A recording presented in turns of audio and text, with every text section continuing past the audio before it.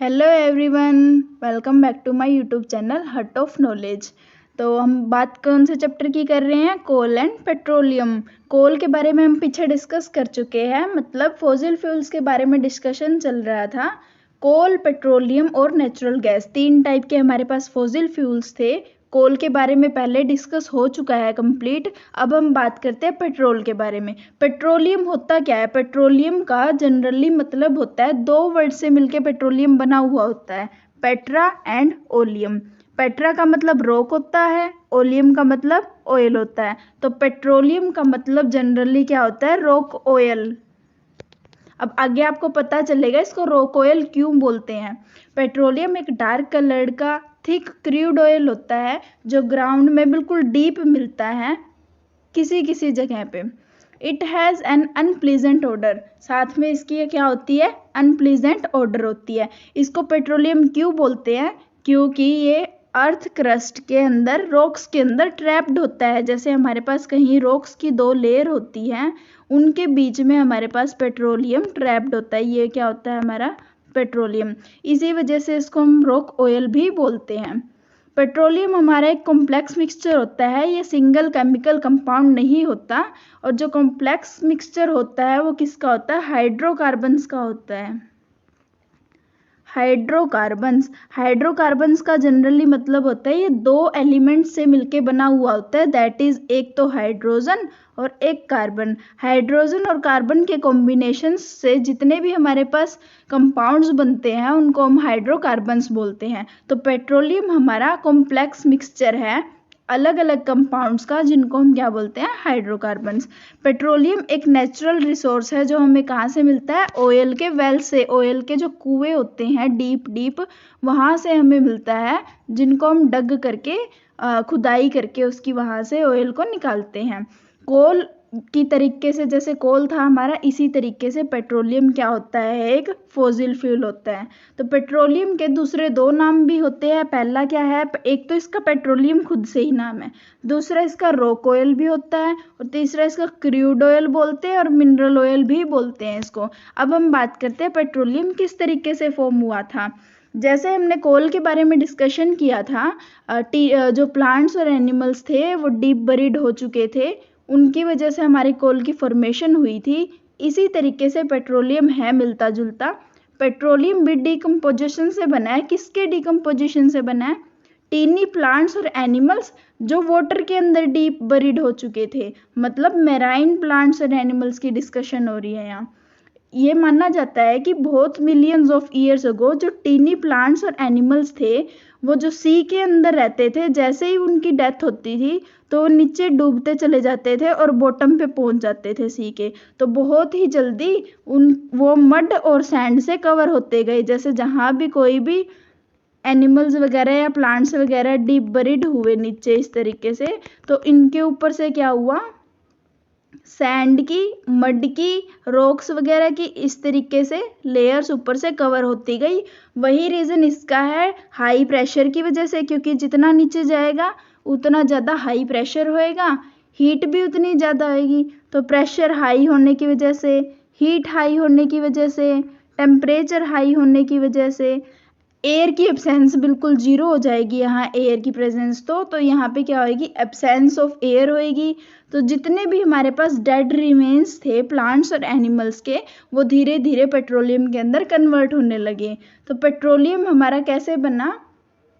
Decomposition of टिनी plants और animals के कारण। और वहाँ पे जाके वो ट्रैप्ड हो गया दो लेयर रॉक्स की। जैसे हमारे पास कोई भी दो लेयर रॉक्स बना लेते हैं हम यहाँ पे, तो इसके बीच में वो क्या हो गया? ट्रैप हो गया बन के, और यहाँ पे उसको डिपोजिशन हो गया। तो यहाँ इसको हम क्या बोलते हैं? पेट्रोलियम। अब हम बात करते हैं occurrence and extraction of petroleum. किस तरीके से उसकी ओकरेंस हुई और एक्सट्रैक्शन का मतलब क्या है? हम वहाँ से उसको किस तरीके से रिफाइन करके बाहर निकालते हैं।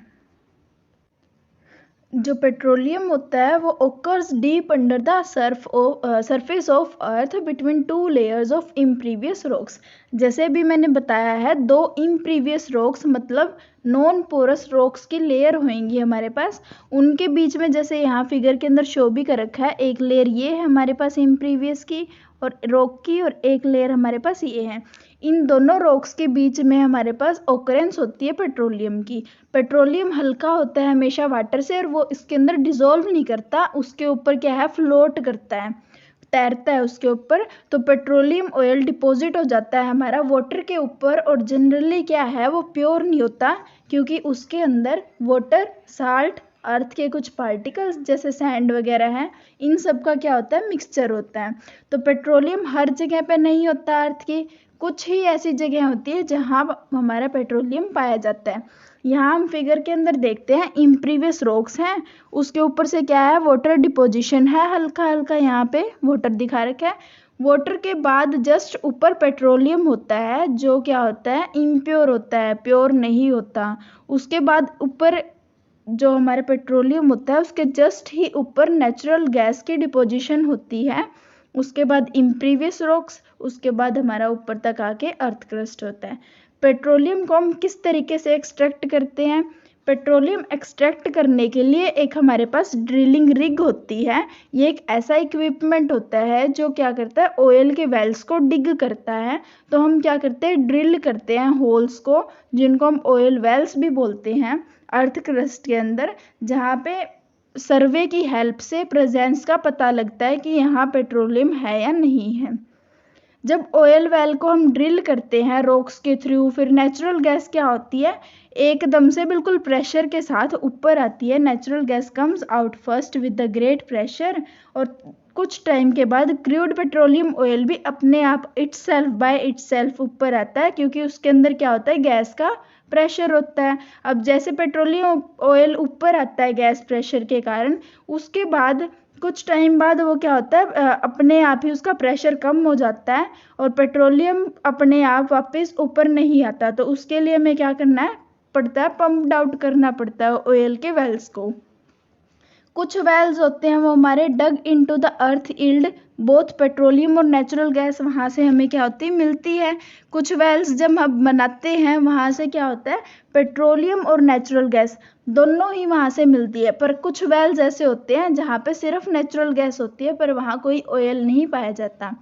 अर्ली ड्रिलिंग से क्या होता था, ऑयल वेल्स से हमें क्या होता है, for getting petroleum was done only on land. जो पहले ड्रिलिंग होती थी ऑयल वेल्स की, वो सिर्फ पेट्रोलियम के लिए ही होती थी। अब उसके बाद क्या होने लगा, ऑयल वेल्स को ड्रिल्ड किया जाने लगा, लैंड के ऊपर किया जाता था, पर अभी क्या है, सी बेड के ऊपर भी ड्रिल किया जाने लगा न्यू टेक्निक्स की हेल्प से। तो कुछ ऑयल वेल्स हमारे ड्रिल किए जाते हैं सी के अंदर, जहाँ से हम पेट्रोलियम्स को एक्सट्रैक्ट कर सकते हैं।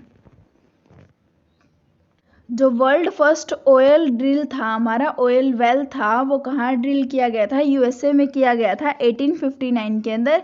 8 साल बाद 1867 के अंदर ऑयल वाज स्ट्रक एट मैकूम इन असम। मतलब 8 साल के बाद कहाँ हुआ, असम के अंदर उसको निकाला गया। इंडिया के अंदर जो हमारा पेट्रोल होता है वो कहाँ कहाँ पाया जाता है, असम में, गुजरात में, मुंबई में। मुंबई हाई एक जगह है जहाँ ऑफ शोर एरिया है, मतलब जहाँ नदी वगैरह का किनारा है, समुंदर का किनारा है, सी के किनारे होते हैं, उनसे हटके मुंबई हाई एक एरिया होता है। And near the basins of Godavari and Krishna reverse, Krishna और गोदावरी रिवर्स के पास भी हमें क्या मिलते हैं, पेट्रोलियम मिलता है। जो ऑफशोर ऑयल है, जिसके अंदर क्या होता है, ऐसा एरिया जहाँ पे क्या होता है, ऑफशोर ऑयल है, उसको हम क्या बोलते हैं, मुंबई हाई बोलते हैं। और वो कहाँ लोकेटेड है, जो डिस्टेंस है हमारा 150 किलोमीटर का मुंबई सिटी से, इतनी दूर पड़ता है। The oil deposits of Mumbai High are buried at the depth of about 1000 metres below the sea bed.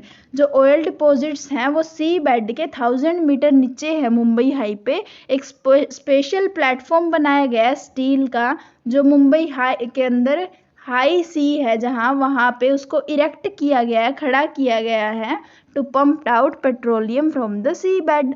Under the sea bed से हमें क्या मिले, पेट्रोलियम मिले। अब हमारे पास, मैंने अभी आपको बताया है कि पेट्रोलियम जो वहाँ मिलता है उसके अंदर मिक्सचर होता है, उसको हम प्योर फॉर्म में किस तरीके से एक्सट्रैक्ट करते हैं या उसको हम रिफाइन कैसे करते हैं, उसके बारे में बताते हैं। रिफाइनिंग में क्या होता है, जो क्रूड पेट्रोलियम ऑयल होता है हमारे पास, कच्चा जो पेट्रोलियम तेल होता है, वो क्या होता है, कॉम्प्लेक्स मिक्सचर होता है सॉलिड, लिक्विड और गैसियस हाइड्रोकार्बन्स का। उसके अंदर साल्ट्स भी प्रेजेंट होते हैं, उसके अंदर इम्प्योरिटीज़ होती हैं जैसे सैंड वगैरह हैं, ये सब उसके अंदर प्रेजेंट होता है। तो यहाँ ये इतना हमारे लिए यूज़फुल नहीं होता।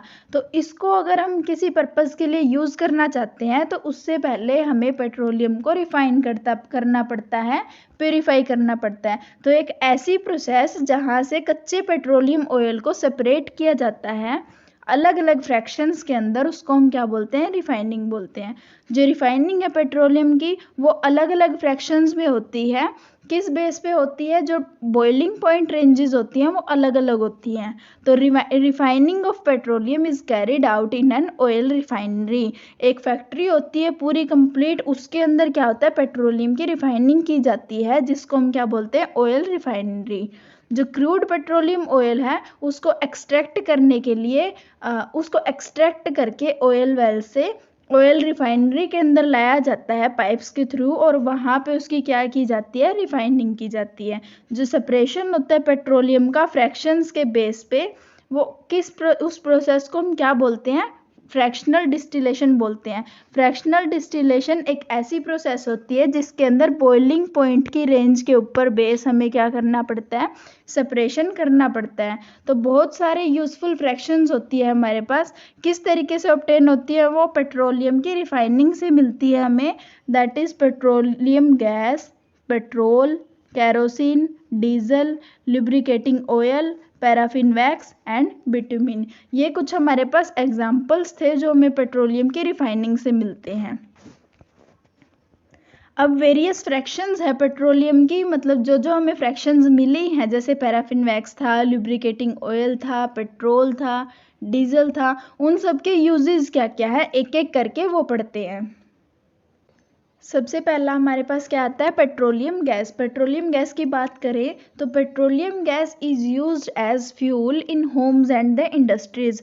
फ्यूल के तरीके से इसको हम यूज़ करते हैं होम्स और इंडस्ट्रीज़ में। जो होम्स के अंदर फ्यूल यूज़ होता है या इंडस्ट्रीज़ के अंदर फ्यूल यूज़ होता है वो एलपीजी की फॉर्म में यूज़ किया जाता है, that is liquefied petroleum gas के फॉर्म में उसको हम यूज़ करते हैं। नंबर 2 पे हम बात करते हैं पेट्रोल की। जब हम पेट्रोल की बात करते हैं तो fuel in the light motor vehicles, इसको हम कैसे यूज़ कर सकते हैं, फ्यूल के तरीके से यूज़ कर सकते हैं लाइट मोटर व्हीकल्स के अंदर, जैसे कार्स हैं, मोटरसाइकिल्स हैं, स्कूटर्स हैं, इन सब के अंदर पेट्रोल यूज़ होता है। और साथ में पेट्रोल एक सॉल्वेंट का काम भी करता है ड्राई क्लीनिंग के टाइम पे। Third one is kerosene. Kerosene भी फ्यूल के तरीके से ही यूज़ किया जाता है, पर किसमें, wick stoves and pressure stoves के अंदर, cook food, to cook food. Kerosene is also used in lanterns for lightning purpose. और ये क्या होता है, एविएशन फ्यूल के उसमें भी यूज़ किया जाता है as a aviation fuel jet aeroplanes के अंदर। Now the fourth one is diesel.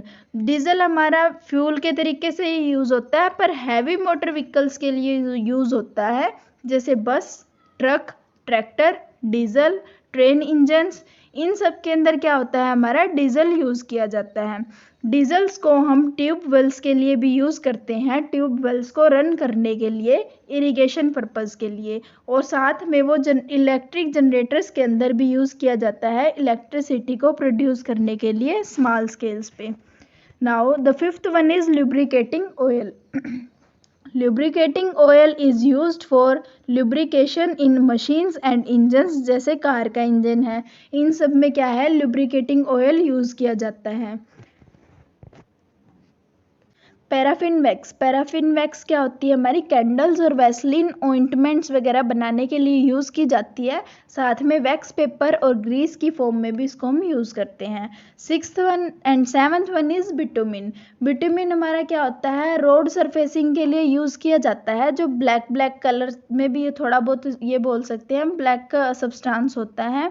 It is use also for making water proofing roofs. जो वाटर प्रूफिंग रूफ्स होती है वहाँ भी उसको यूज़ किया जाता है, और बिटुमिन को ब्लैक पेंट्स के लिए भी यूज़ किया जाता है। अब हमारे पास हमने जो पढ़े हैं, petroleum gas, petrol, kerosene, diesel, paraffin wax, bitumen, ये सब भी हमारे क्या होते हैं, फॉसिल फ्यूल्स होते हैं। पैराफिन वैक्स और बिटुमिन को छोड़ के बाकी सारे जितने भी होते हैं हमारे पास वो भी फॉसिल फ्यूल्स होते हैं, क्योंकि ये सारे मेजर फॉसिल फ्यूल पेट्रोलियम से ही बनते हैं। जो मोस्ट कॉमन फ्यूल यूज़ होता है हमारे होम्स के अंदर वो लिक्विफाइड पेट्रोलियम गैस है, एलपीजी बोलते हैं जिसको। जो पेट्रोलियम गैस जब लिक्विफाई की जाती है अंडर द हाई प्रेशर, उसको हम क्या बोलते हैं, लिक्विफाइड पेट्रोलियम गैस बोलते हैं, दैट इज एलपीजी। एलपीजी के अंदर ब्यूटेन प्रेजेंट होती है, C4H10, कार्बन जिसके अंदर 4 हो और हाइड्रोजन उसके अंदर 10 हो, तो C4H10 जिसको हम क्या बोलते हैं, ब्यूटेन। एलपीजी के अंदर ब्यूटेन प्रेजेंट होती है। जो डोमेस्टिक गैस सिलेंडर्स होते हैं हमारे, इंडेन के, HP नाम से भी आते हैं, तो ये सिलेंडर्स होते हैं, इनके अंदर ब्यूटेन ही प्रेजेंट होती है, मतलब उनके अंदर एलपीजी गैस प्रेजेंट होती है। जो गैस यूज़ होती है हमारी डोमेस्टिक कुकिंग्स के लिए, इसको हम लिक्विफाइड पेट्रोलियम गैस ही बोलते हैं, क्योंकि ये पेट्रोलियम से मिलती है। और जब इसको हम सिलेंडर्स वगैरह के अंदर फिल करते हैं तो फिल करने से पहले इसको लिक्विफाई किया जाता है कंप्रेस करके, और उसके बाद ही उसको फिल किया जाता है। मतलब जब हमारे पास गैस प्रेजेंट होती है, इस गैस को कंप्रेस करके लिक्विड की फॉर्म में कन्वर्ट कर देते हैं, और उसको कन्वर्जन करने के बाद ही सिलेंडर्स के अंदर इसको फिल किया जाता है। अब जैसे ही हम घर पे इसकी नोब खोलते हैं गैस सिलेंडर की, तो जो प्रेशर होता है वो सिलेंडर के अंदर से रिलीज होना शुरू हो जाता है, और जो लिक्विड में हमारे पास गैस प्रेजेंट थी वो अब गैसियस फॉर्म में कन्वर्ट होना शुरू कर देती है। और when we lighted a matchstick and applied to the burner, जैसे ही हम क्या करते हैं, मैच स्टिक को अप्लाई करते हैं तो गैस बर्न करती है ब्लू फ्लेम के साथ, जिससे क्या होएंगी, बहुत सारी लॉट ऑफ हीट प्रोड्यूस होती है। और हीट ही तो हमें मेन कुकिंग फूड के लिए ज़रूरी होती है। लिक्विफाइड पेट्रोलियम गैस एक गुड फ्यूल होता है because of its following advantages. इसकी कुछ एडवांटेजेस होती हैं लिक्विड फ्यूल की। एलपीजी जो गैस होती है हमारी वो इजीली बर्न करती है, उसकी हाई कैलोरीफिक वैल्यू होती है जिसकी वजह से हमें हाई अमाउंट ऑफ हीट मिलती है। उसके बाद इसकी स्मोकलेस फ्लेम होती है, मतलब कोई उसके अंदर से धुआं नहीं निकलता, तो उसकी वजह से एयर पोल्यूशन भी हमारा नहीं होता। उसके बाद हमारी जो एलपीजी होती है उसके अंदर से कोई भी पॉइजनस गैस प्रोड्यूस नहीं होती जो हमें हार्म नहीं करती। और LPG does not leave behind any solid residue on burning, और साथ में कोई भी वो रेजिड्यू पीछे नहीं छोड़ती। नेक्स्ट फॉसिल फ्यूल हमारा नेचुरल गैस है, इसके बारे में हम नेक्स्ट लेक्चर में स्टडी करेंगे। अगर आपको पूरे लेक्चर के अंदर कोई भी डाउट हो तो कमेंट सेक्शन में आप पूछ सकते हो। Thank you.